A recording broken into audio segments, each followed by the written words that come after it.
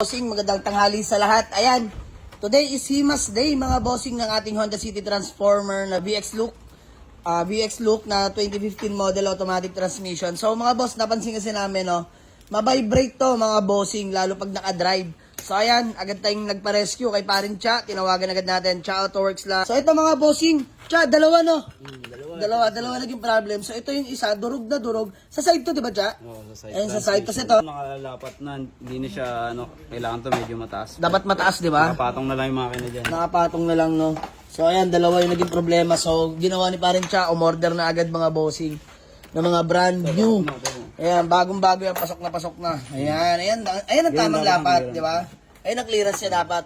Pero yung isa kasi, bagsak na, patong na lang, no? So, ayan mga bossing, palit tayo ng dalawang engine support.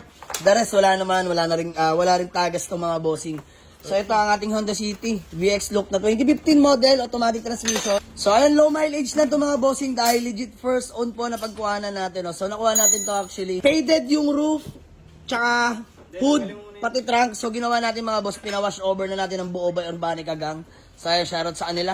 Maraming salamat. So, ito mga bossing, later on, available na to mga boss. Sinasalpak na lang actually, patapos na.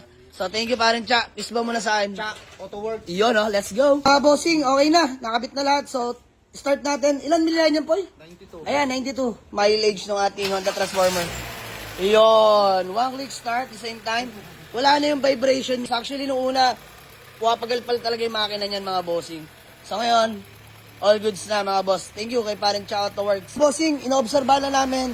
Baka may magtanong, no? Price po natin dito is 410K. Negotiable pa mga boss. Pwede ko ibaba yung presyo. Basta magka-deal lang tayo.